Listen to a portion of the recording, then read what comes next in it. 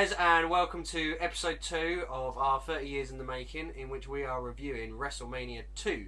I'm Bingham. We haven't got Chipmunk with us today because I believe she's making cakes.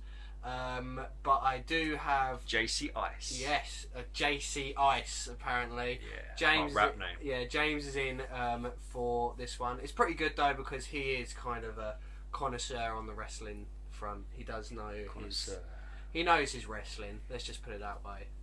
Connoisseur of Wrestlemania. Yes.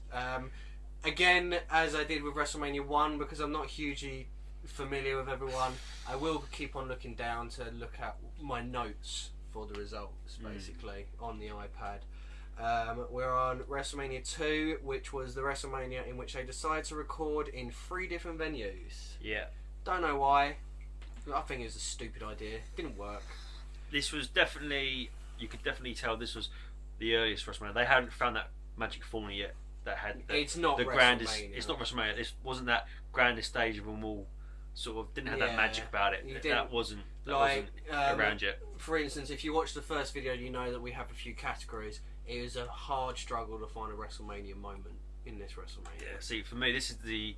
I've only seen a couple of matches from this pay-per-view before, just on YouTube, and for me, sitting through this was really, really difficult. It was like, it was so hard. I mean, to be fair, I think knowing my WrestleMania history, it doesn't really get that good until the next WrestleMania. Anyway, it's WrestleMania 3 that it starts. But we're gonna review them all. And WrestleMania 2 anyway, so let's get this done. Yeah. So, the first lot of tapings is the New York tapings because this was taped. The whole thing started with Paul Orndorff against Don Morocco. And it was I don't know, it was a really weird match. It went to a double. They said it was double count out, but it was. I would have said it was double DQ. But they literally left the match without actually saying the result for the match. It was really weird. See, there wasn't actually the way the whole card was. It was you literally straight into match. It was like the ring bell and then obviously pinfall finish. Yeah. Next match, no entrances, no talking in between, no build up to matches, nothing like this. We just you were heavily relying on announcers to tell you the stories of the matches. Announcing. The Vince first McMahon. lot of announcers. We had Vince McMahon and her name was Susan St. James. Oh my god, was she awful. She was a celebrity announcer because I think each one was a female celebrity announcer. She was awful. Yeah, I mean, I wrote down one that was quite funny. In the Paul Orndorff Don Morocco match, I think it was like an armbar or so, and she said this is an ancient Chinese technique. Was like, what the fuck? Literally what I was just thinking. Awful. It's an awful commentator.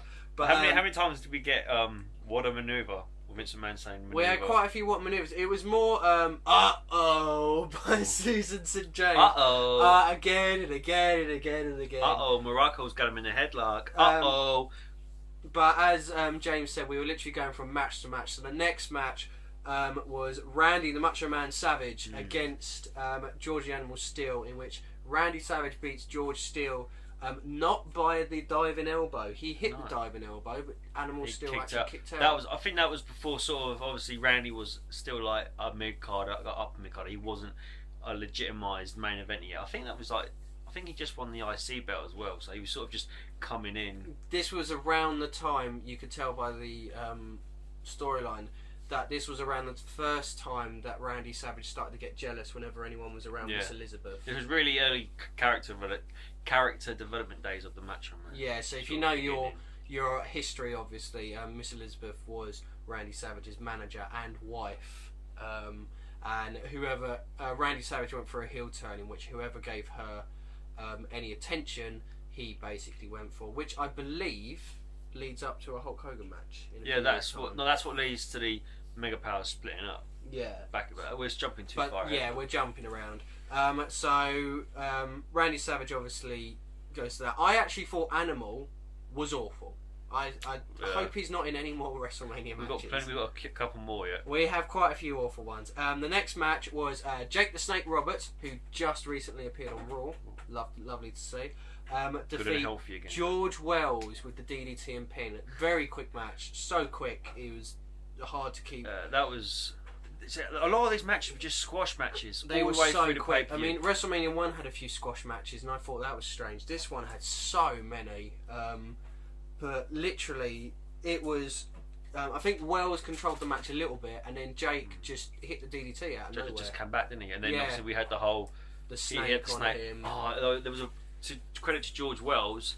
He had this horrible, like, all this... It was like what is it like? It was like phlegm, foaming like, at the mouth. Yeah, wasn't it, for the snake? That was alright. That was pretty cool. Yeah, and then we had a small video package for the main event, which was just going to be Roddy Piper against Mr. T in a boxing match with Cowboy Bob Orton in Roddy Piper's. This is why this match was like Roddy Piper cut a cool little promo just before the match, which was quite funny. It was usual sort of witty, zany. Yeah, I had Piper. a few notes here, like Piper said that he grew his hair because it would so that people would be able to tell the difference between Roddy Piper and Mr. T. And then there was another one that I took out in which Roddy Piper said he'd never shave his hair like an Indian and paint himself black like Mr. T. He would never get away with that anymore. Never mind, I know this is just jumping back into another WrestleMania, but I think it's WrestleMania 6 maybe, or WrestleMania 5 on it. We're going to get Roddy Piper paints himself half black when he goes against Bad News Brown Man. Yeah, I think that's a couple of WrestleManias from here. Like, you couldn't get away with that shit now. No, I mean, you must remember, for those of you that don't know, Roddy Piper is the reason that CM Punk is wrestling today. So you know he's going to be a controversial character. If you don't know, Piper is a controversial character. And that was literally him showing it in his promos there. But as for the match, fucking awful. It was a horrible match. Yeah, this is why they shouldn't do outside style gimmicks like a boxing match in wrestling. Doesn't work. It just didn't work. You could tell every punch was fucking soft work. as anything. Mr. T is just awful at what he does. It literally was this. Yeah, it was so awful. Mr. T was just... He should never have set foot in another wrestling ring after WrestleMania 1 was bad enough. This one was even worse. I don't know how they managed to get the storyline going. I was creasing up though when they were cutting... When Mr. T was cutting his promo, and you had...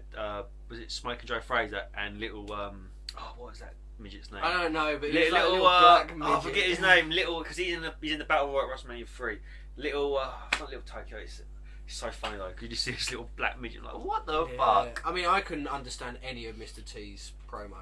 He rambled through that shit. Yeah, unbelievable. It was like someone stood there with cue cards going. But the match itself, the boxing match, it ended just because Roddy Piper slammed Mr. T. That was it. That was the ending. I've been so glad to see a fucking body slam. I mean, to be fair, I was glad because this means that we're going to Illinois and we're getting away from Susan St. James. Yeah, that whole New York card was shit. It was awful, which is a shame because obviously Randy Savage was on the card, but you know you can't be helped. We zoomed off to Illinois now, and we had Gorilla Monsoon, Mean Gene Okerlund, and someone called Kathy Lee Crosby. She's obviously the celebrity. She was like an old lady.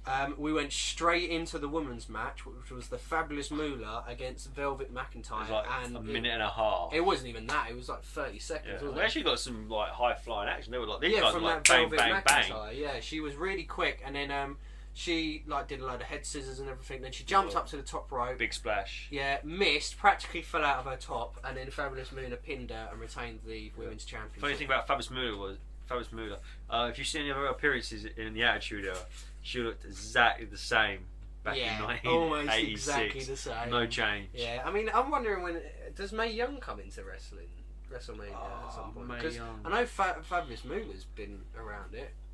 I think actually this might be one of the last female matches we have for a while as well. Yeah, in WrestleMania. I can't think of Mae Young. I can't think of a WWF appearance for her. But then we went not this early on the stage, anyway. No, I guess not. Maybe she was just Attitude Era. No, it comes to mind. Yeah. Then we went straight into another match, which was the flag match, in which Corporal Kershaw, something like that, whoever it was going against Nikolai Volkov with Freddie Blassie in his corner. Yeah. The only highlight of this match was just seeing Freddie Blassie in it, man. Yeah. It was like he looked.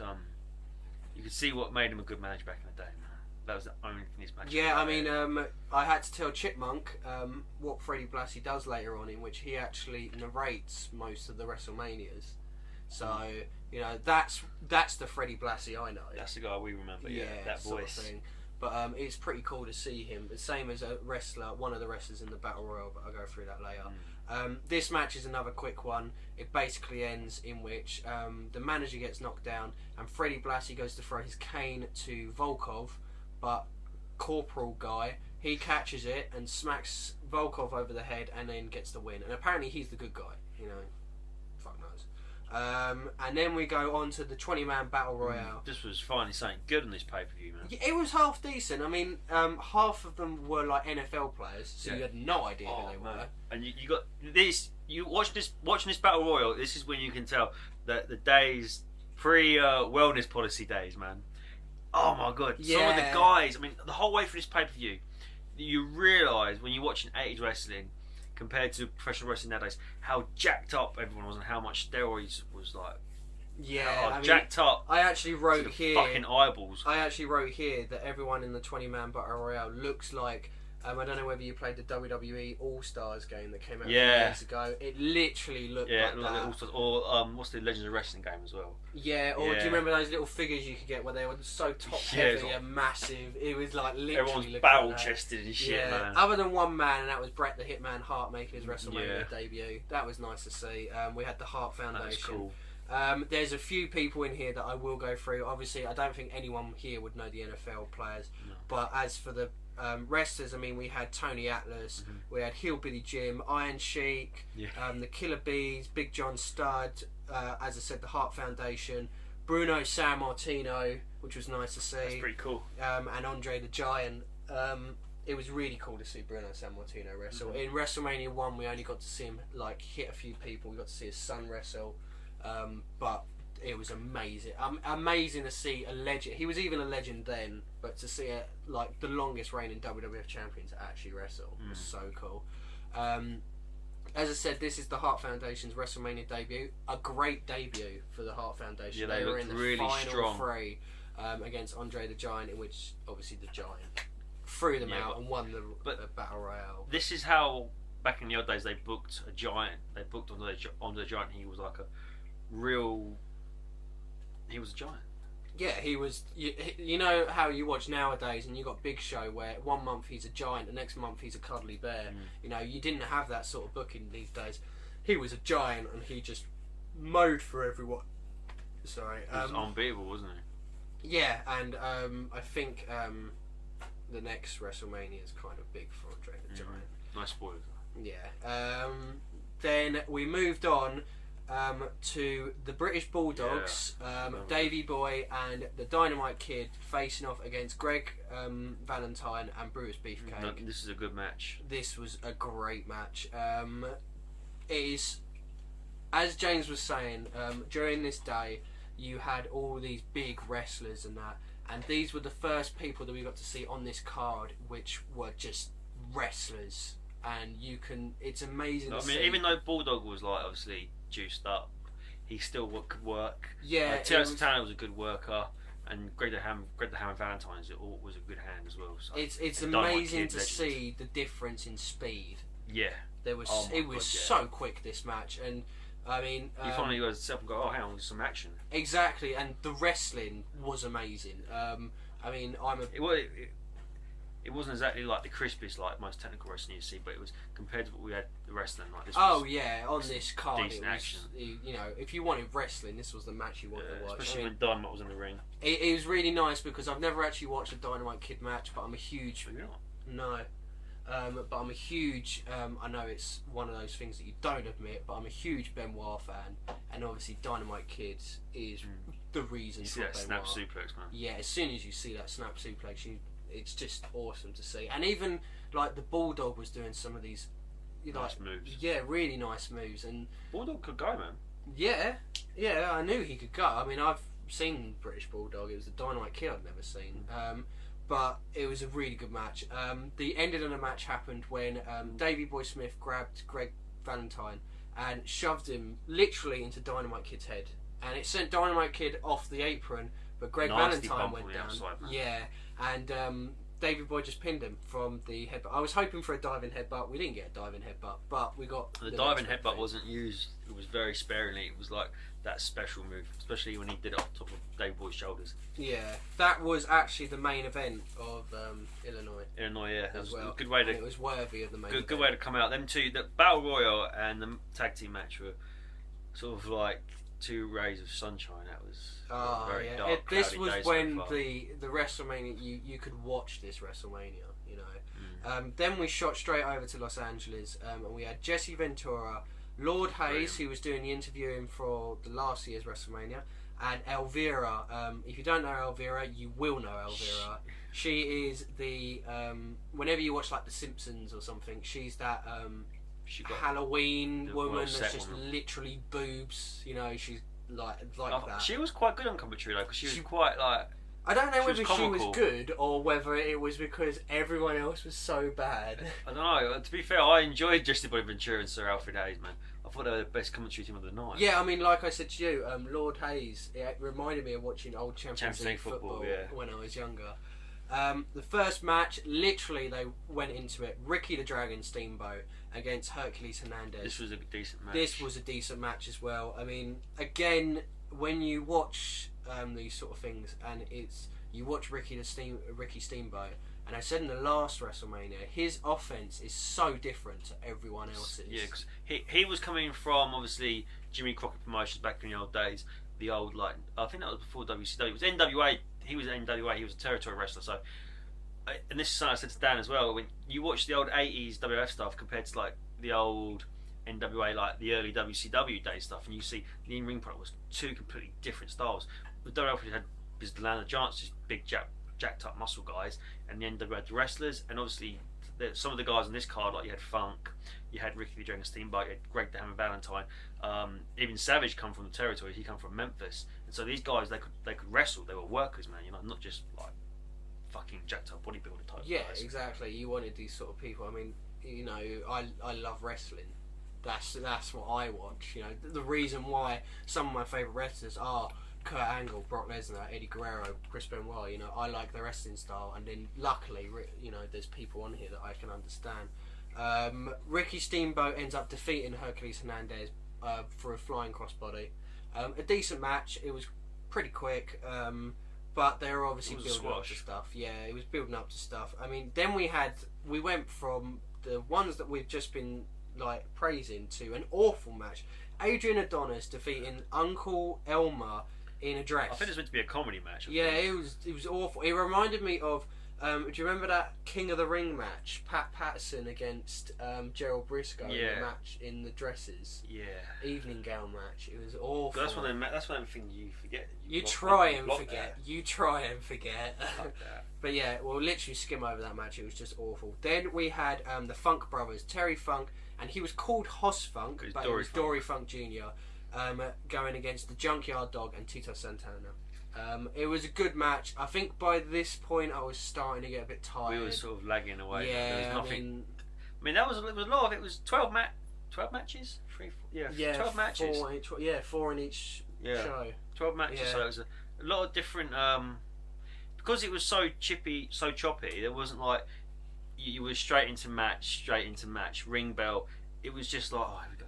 Here's another one. You sort of just doing it away. Yeah, it was. I mean, it was a decent match. I don't remember a huge amount of it, but from what I watched, it was decent. It was far away. Yeah, it's just. I mean, Terry Funk ends up pinning Junkyard Dog. Yeah, because he gets Jimmy Hart. Jimmy Hart was good actually in this. Jimmy Hart, especially in the match prior with Adrian Adonis and Uncle Elmer, was quite funny. And obviously, Jimmy Hart is a fan. People that don't know Jimmy Hart, he was an old '80s manager. He was obviously in Memphis, started out in Tennessee, Nashville, and them sort of places. He was in WF, he was a manager, managing WCW, checking stuff out. He's a really funny guy, little weird guy. Really good friends with Jerry King Lawler from Memphis, so check some of that stuff out.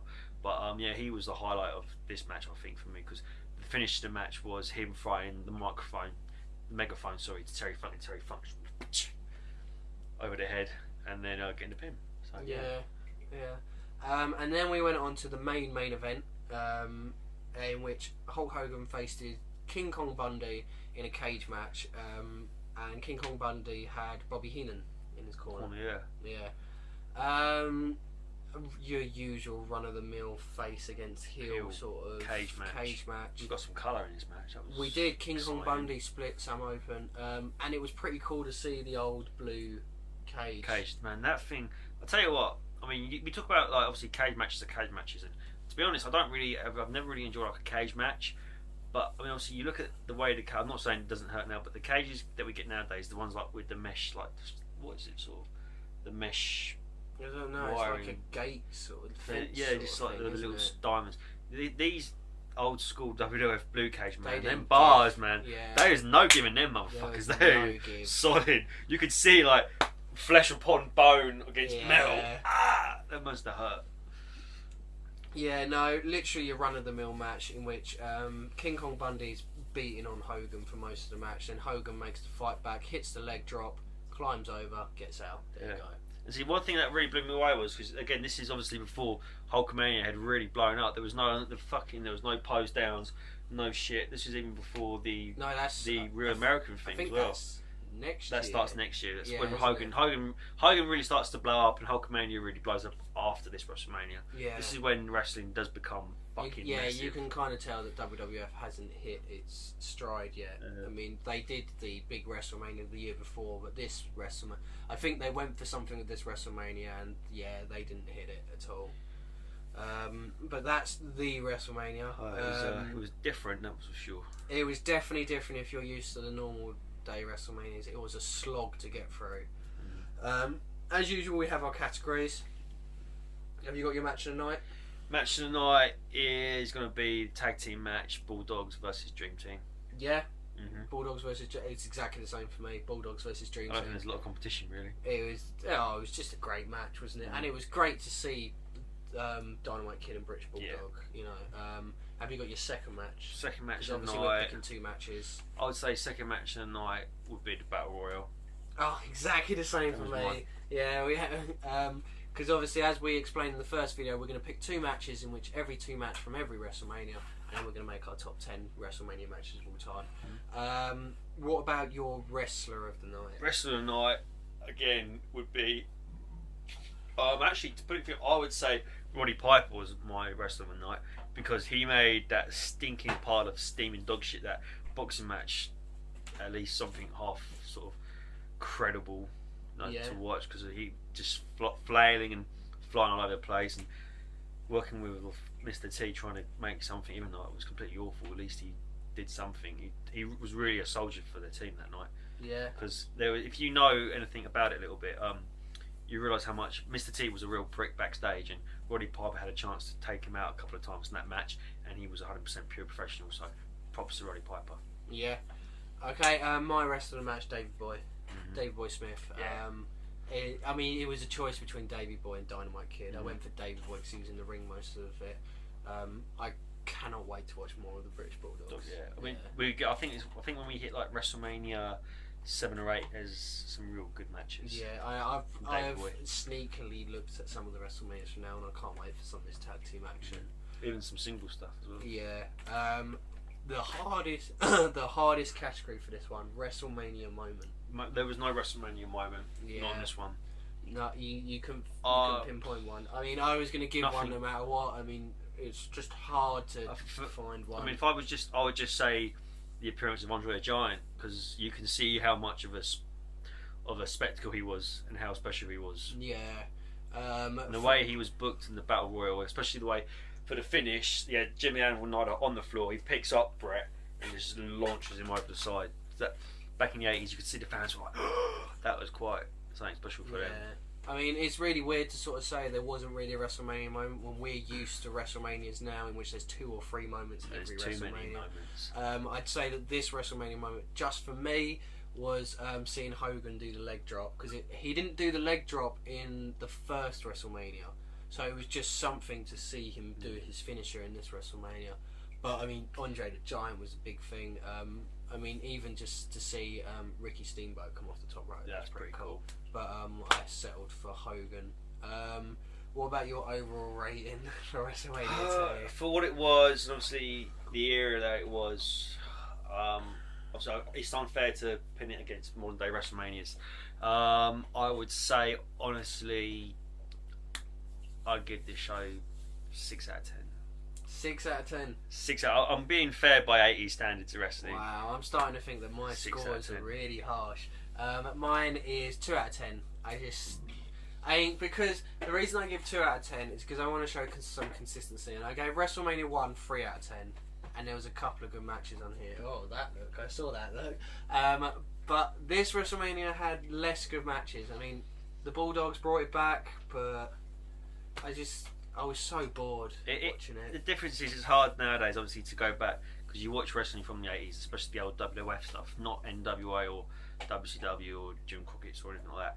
You watch the old 80s WWF era stuff, and it is really outdated. It hasn't aged well at all. No, it hasn't. I'm starting to hope. I'm hoping and praying that the next WrestleMania hasn't outdated itself. That's outdated. I'm hoping. I don't think you want to start. Obviously, there's nostalgia facts that come. I think you'll get them feel good nostalgia moments like in a few more WrestleManias time. These ones is just old wrestling.